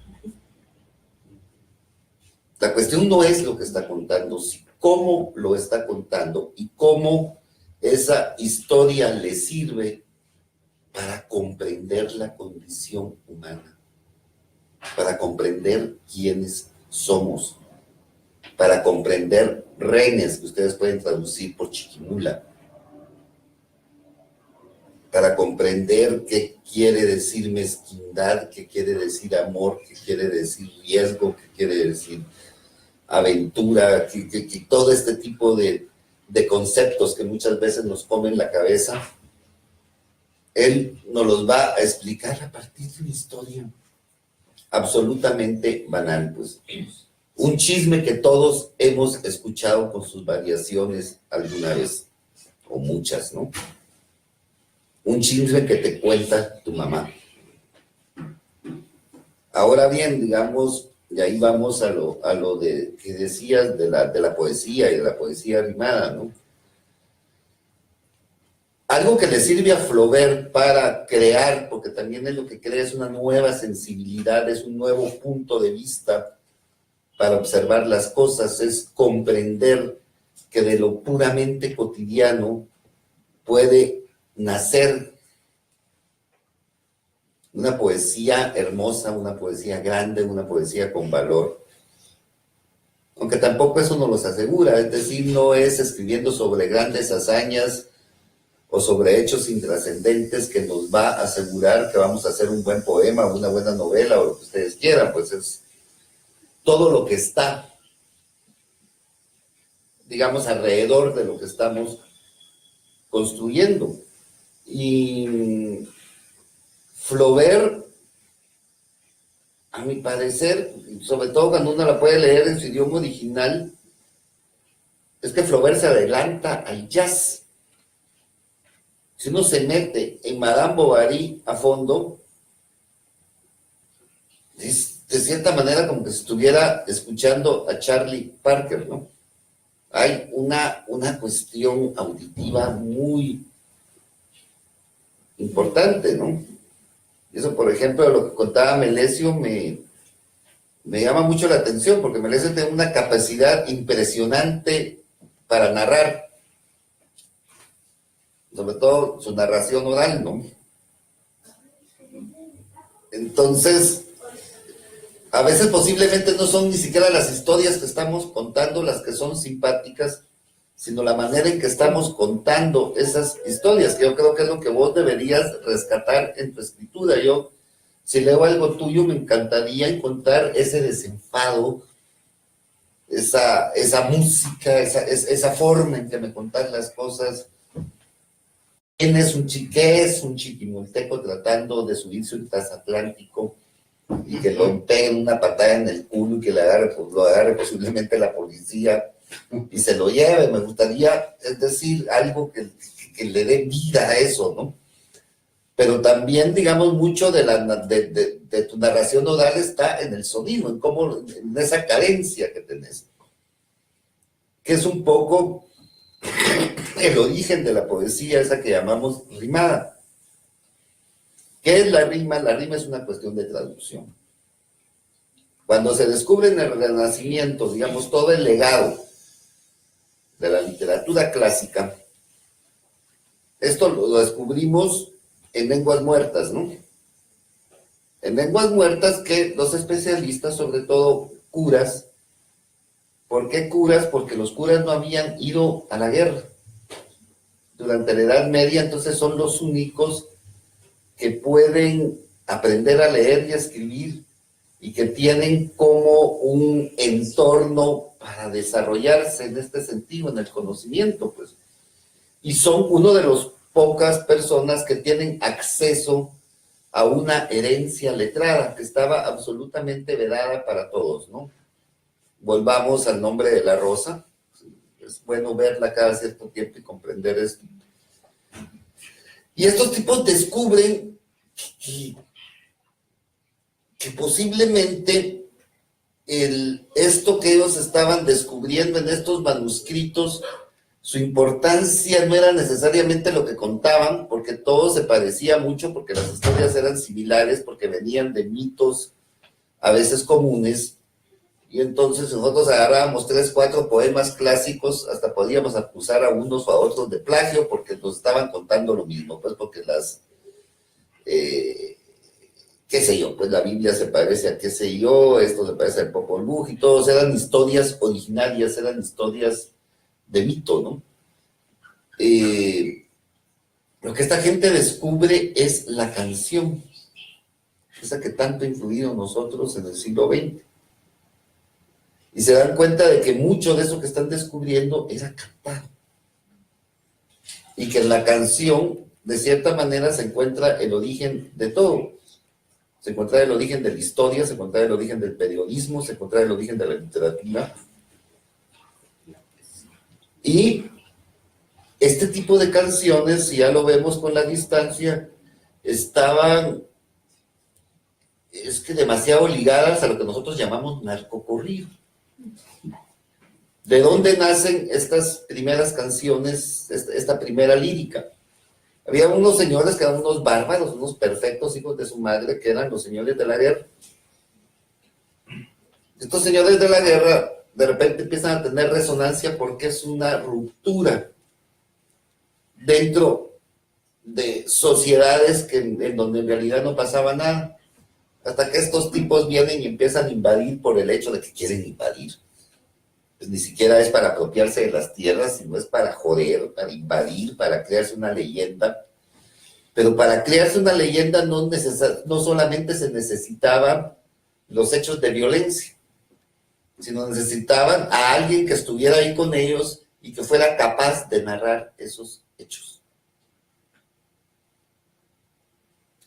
Entonces andaban con una especie como de mariachi, a la par que tenían un instrumento y cuya misión era, digamos, escribir las barbaridades de este señor. Por supuesto, eran tipos que morían muy jóvenes, porque también se metían, de repente también entre ellos mismos empezaban a darse en la madre, a ver cómo daban las cosas, y se iban muriendo, y se iban esto, y estos tipos se quedaban sin trabajo.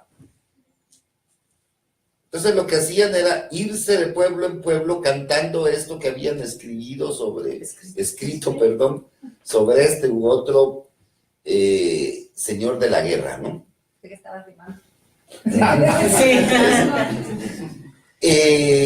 Esto empieza en principio a servir como periodismo.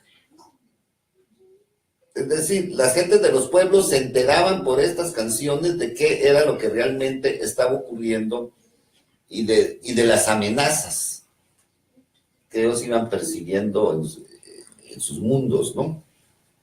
Y en historia, porque son registros, como los primeros registros históricos, digamos, de narrar qué es lo que está ocurriendo, quiénes somos y todo esto.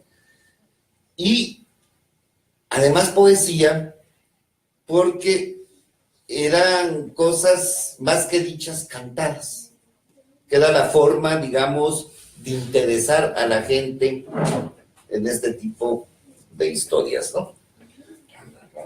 Cuando, digamos, cuando uno lee estas cosas, uno tiene idea de que siempre estuvieron ahí, de que se fueron transmitiendo, ya sea por tradición oral o escrita, y que todos, a partir de que se criaron, empezaron a conocer estas historias. Eso no es necesariamente cierto. Muchas de estas historias estuvieron sepultadas de 15 a 20 siglos, sin que nadie tuviera idea de estas cosas, ¿no?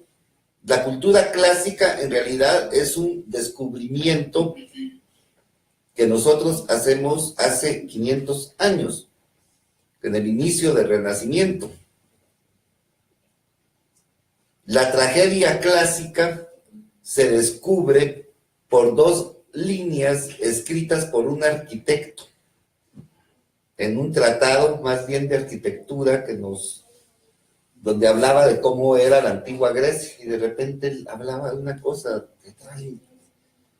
y se empieza a investigar a partir de qué era eso, ¿cómo es que se llama este señor? Vitruvio, algo pues. Y a partir de ahí, digamos, el Renacimiento está muy ligado a este renacimiento teatral, al renacimiento de la tragedia. Hay un libro para comprender estas cosas que es fundamental, que es el libro de Nietzsche, se llama El nacimiento de la tragedia, y nos explica muy bien quiénes eran estos cantantes de los que yo les hablo, ¿no? Los juglares. Y estos juglares además era gente muy rebelde, pues eran especie de hippies, o de gente así muy contestataria, de medio vagabundos que andaban de pueblo en pueblo y todo esto. Los zanates y clarineros actuales. Para poder, cuando ellos miran, es que la fuerza de esta cuestión está en realidad en la música, no necesariamente en lo que están diciendo. ¿Cómo vamos a traducir esto, digamos, a las lenguas bastardas, que son todas las lenguas contemporáneas que nosotros hablamos? Y el recurso es la métrica.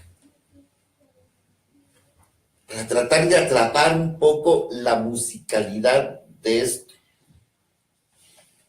Yo no sé si estas primeras cuestiones estaban realmente escritas en métrica o era simplemente un recurso para que nosotros tuviéramos una idea de cómo esto había sido escrito y para que nos sonara. Pero acuérdense de Baudelaire, decía, en toda traducción hay una traición, ¿no? O sea, también que estábamos traicionando. El libro dice traductores, traditores. Ah. Todo traductor es un traidor. Traductores, traditores. Yo soy traductor, pues. Después viene la cuestión del neoclásico, que en realidad se queda con mucho de lo decorativo sin llegar a la esencia. Es decir, al neoclásico lo que le interesa es un poco una cosa así, le interesa, digamos, la forma de una manera que decore. Y digamos, por supuesto, la poesía en rima está muy ligada a la declamación, pero la declamación es un invento neoclásico, que es una cuestión que no es ni chicha ni limonada, en el sentido, no es necesariamente una manera de decir, que de ahí viene todo, la tragedia clásica, de cómo se decía esto, cómo se cantaba.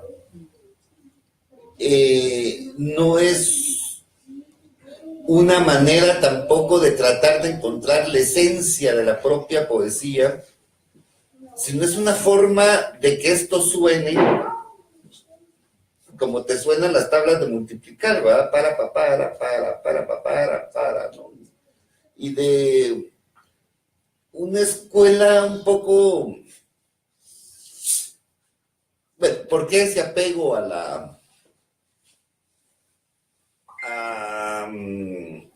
digamos, a la versificación, que nosotros llamamos así como pueblerino y todo? Es decir, aquí el que realmente nos jodió a nosotros fue Estrada Cabrera.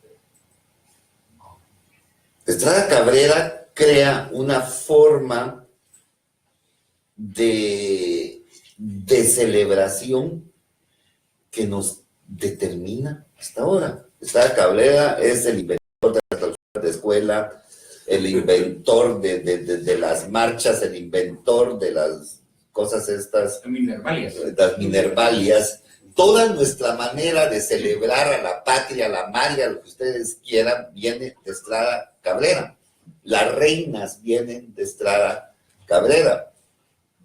Es decir, fue una especie de revolución cultural que nos llegó hasta la fecha. Luis Estrada Cabrera es el señor presidente de Asturias también. Sí. Bueno, y Estrada Cabrera no era tan...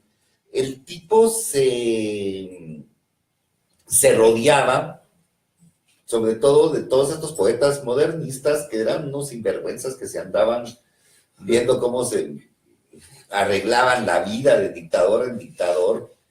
Y bueno, es así como viene Darío, Barba Jacob, Santos Chocano, toda esta gente a Guatemala, que se adaptan a esto de las minervalias, pero que más bien ellos jugaban, se divertían un poco, como llevando esto a lo radical, a lo un poco kitsch, un poco risible, digamos. En realidad, cuando uno lee cosas que ha escrito, qué sé yo, Darío, Porfirio Barba Jacob, eran unas cosas pues, de un humor absoluto, pues, o sea, los tipos estaban burlando de todo, ¿no? Por supuesto, a nosotros nos queda esta especie de solemnidad.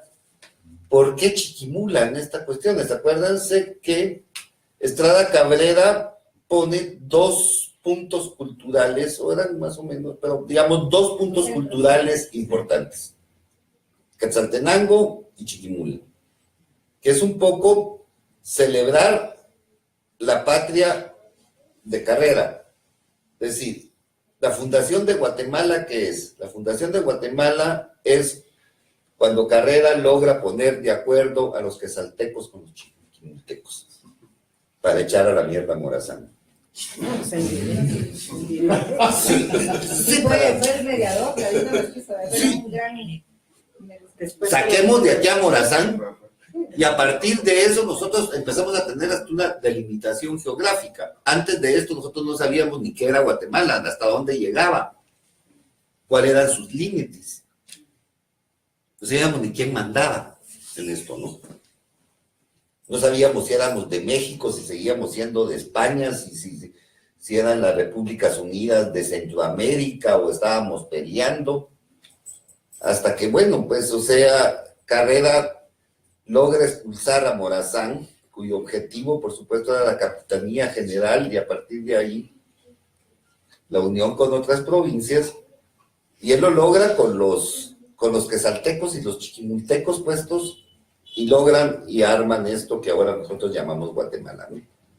Chiquimula se queda, digamos, como uno de los bastiones culturales y como uno de los orígenes nacionales junto con Occidente, digamos, que son los 2 territorios que va a retomar Estrada Cabrera, digamos, como esos 2 ejes que van a mover esa cultura nacional, que es una invención de él, ¿no?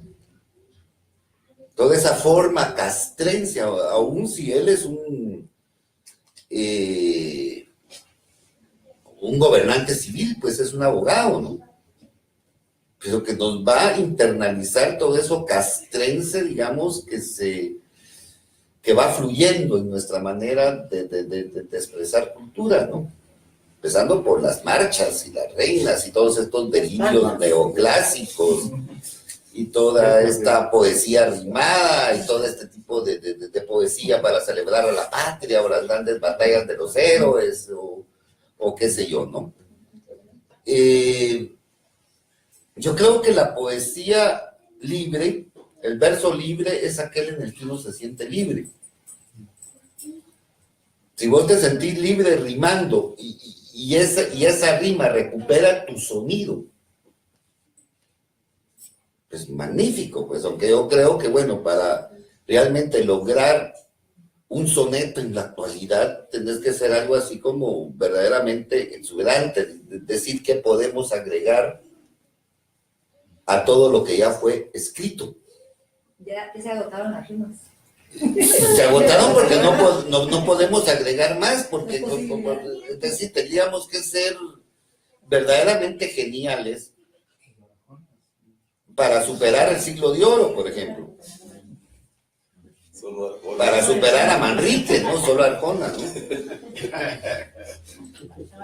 Ahora bien, ¿qué nos da? Y en esa cuestión nos hablaste de algo. ¿Qué nos da todo eso? Nos da música. Es decir, yo a toda esta gente que anda ahorita escribiendo que cosas muy libres, que cosas así muy sórdidas, es que yo los encerraría en un cuarto 2 meses a leer poesía clásica y además en voz alta, para que agarren oído musical, no para que escriban así, ¿no? Es para que, o sea, que tomen conciencia de que las cosas tienen que escucharse, ¿no? Lo que tú dices. Porque la literatura la métrica, es, ¿verdad? uno la tiene que escuchar. Digamos que esa es la genialidad de Asturias. Es que Asturias es a veces como una sinfonía, ¿no? Cosa que no entendieron los gringos del señor presidente, y por eso Seis Momentos dice que Hombres de Maíz es una novela fallida, ¿no?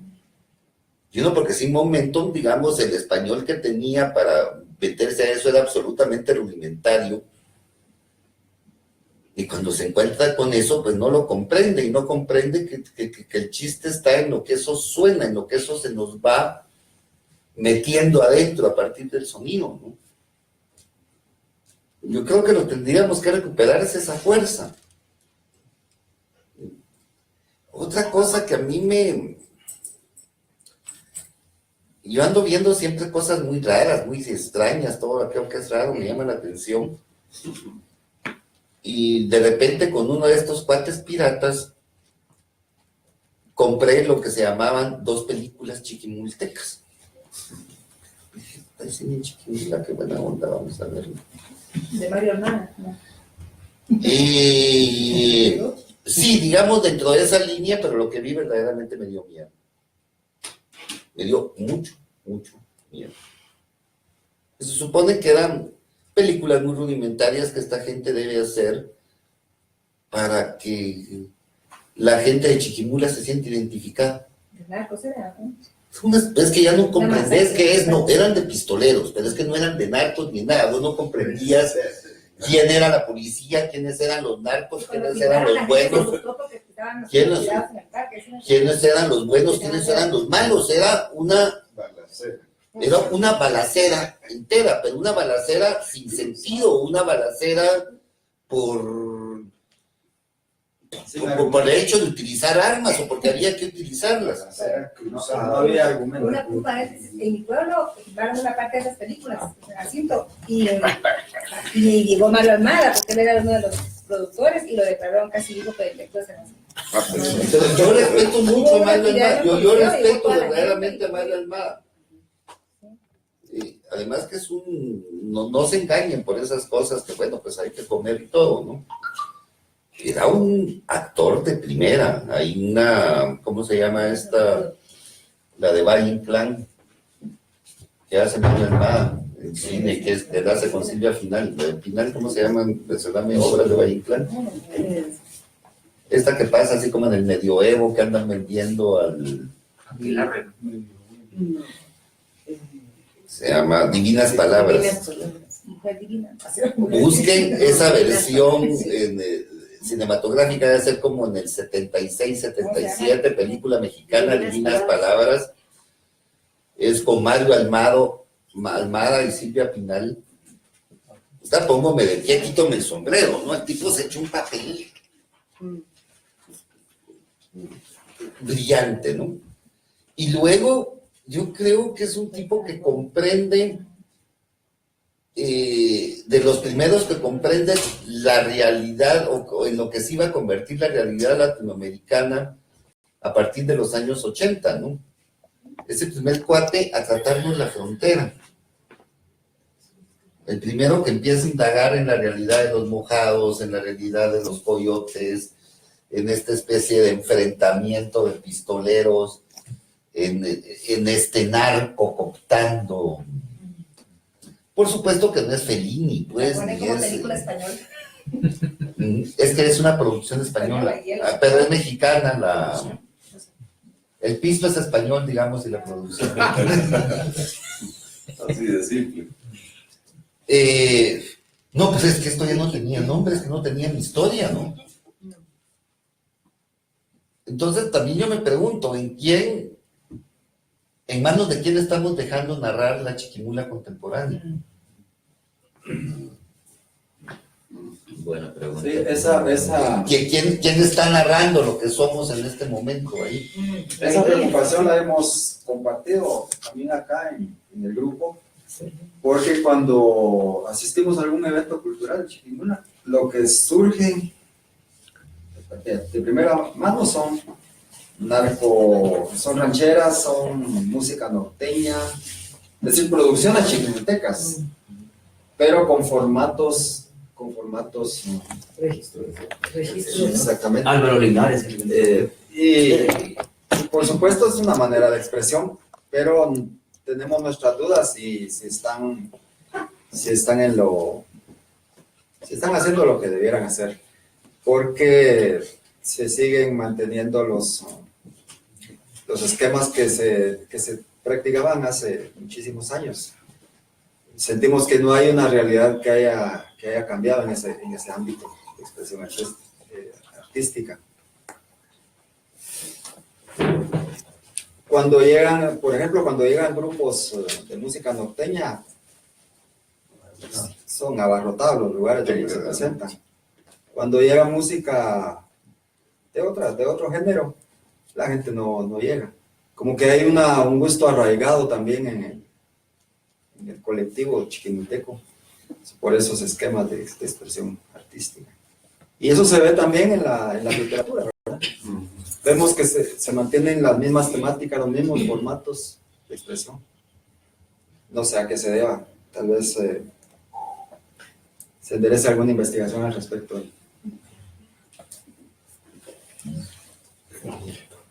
Fíjate, Luis, que ya terminaste.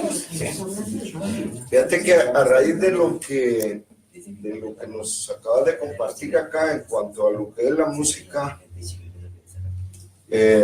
me hizo a mí como que encajar algunas piezas del rompecabezas que en algún momento ahí sí que se rompió. Y es respecto a la música. Hablaba de la música medieval, hablaba de la música los juglares. Y justamente acá hay un escritor, un antropólogo que para mí yo lo encontré hace poco, a pesar de que había oído hablar de él, que es Carlos Navarrete.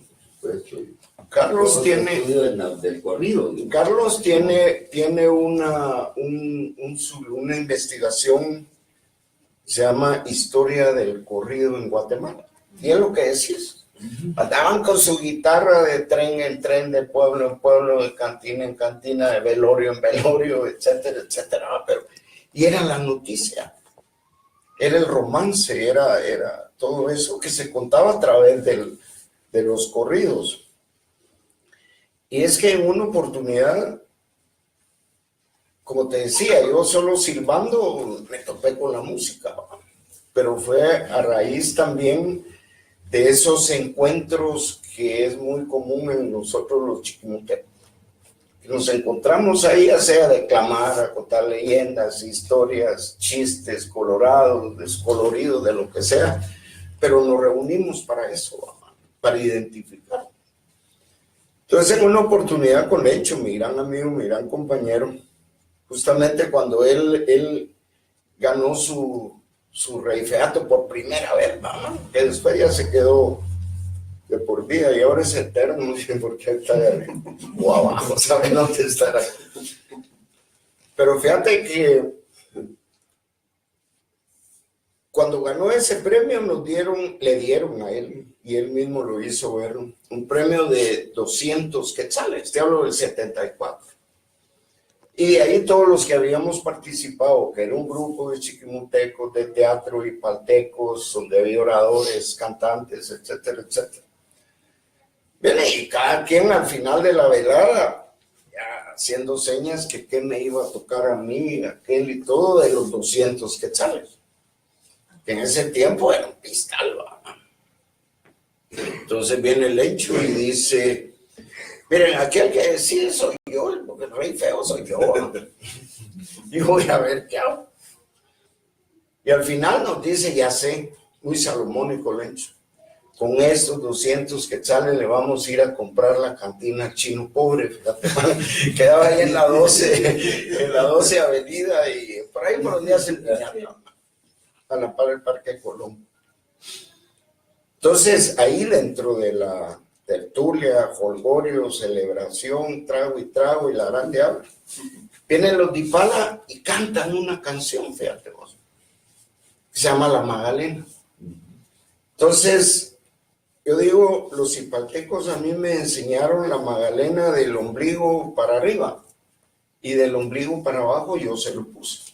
¿Por qué? Porque al final se convirtió en un corrido, en un romance, sin saber que eso me iba a llevar a crear, así como la ciencia ficción en la literatura, en la música lo que se llama el corrido corriente progresivo. Y ahorita cabal,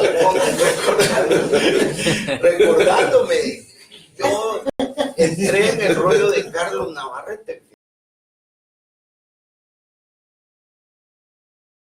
que yo les voy a pasar un CD con corrido corriente progresivo, y el grupo que los interpreta esta música se llama Melesio y los Invisibles, porque como no sé tocar ni guitarra, entonces mandé a hacer unas pistas. Entonces cuando presentan Los Invisibles, los músicos no se ven, fíjate más, porque son pistas, ¿va? Entonces es un buen pretexto. Cuando decía que de Chiquimula, cuando no llega alguien que no es de narcocorrido, entonces yo les digo, los únicos que llegan al Coliseo, porque ya nos presentamos ahí, son los invisibles, ¿sí? Porque no llega gente. Ellos llegan cuando llegan los Tigres del Norte. Sí. Y lo de pistoleros, ya para concluir, bueno, es, Lencho decía, nosotros no es que seamos pistoleros ni matones, sino que usamos pistola para leer más tranquilo la Biblia, o el Quijote, o ahora el poeta Tao. Solamente. Yo pienso que ya podemos ir Ya va a concluyendo. empezar el partido. Luego podemos seguir conversando. Sí. ¿No? Agradecemos a Luis, a Gloria por su intervención en esta oportunidad para enriquecer el trabajo de los escritores de zanates y clarineros. Y yo creo que nos veremos en otra oportunidad. Claro que sí. Es apasionante la poesía.